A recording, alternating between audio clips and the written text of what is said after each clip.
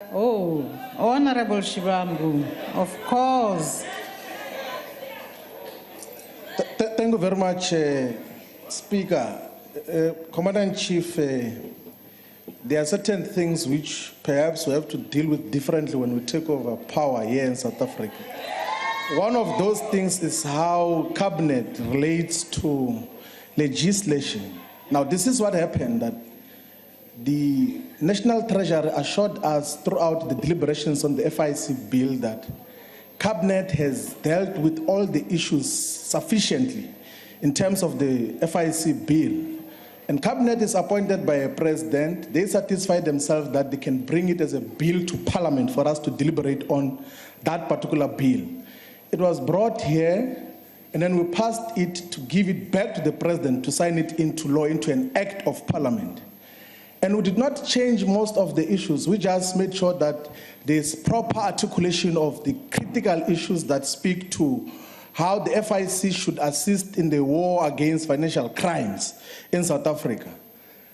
And in terms of the warrantless searches, we did not change anything. A president who approved a bill brings it to parliament, we take it to him back as it was in terms of those sections. And then he says it's unconstitutional.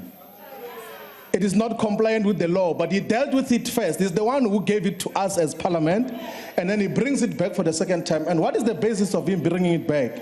Is because the Guptas had said that that bill must not be signed into law.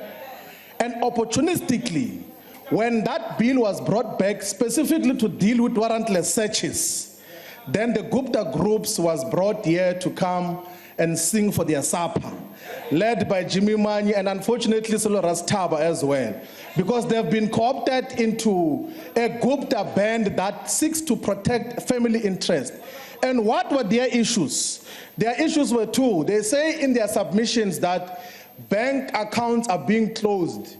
And that is the issue that relates to the Guptas. And the second issue, they say that the ANC is going to be broke for the 2019 elections if we pass the FIC bill into a law as parliament. What they're basically suggesting is that the ANC is financed by money that is laundered.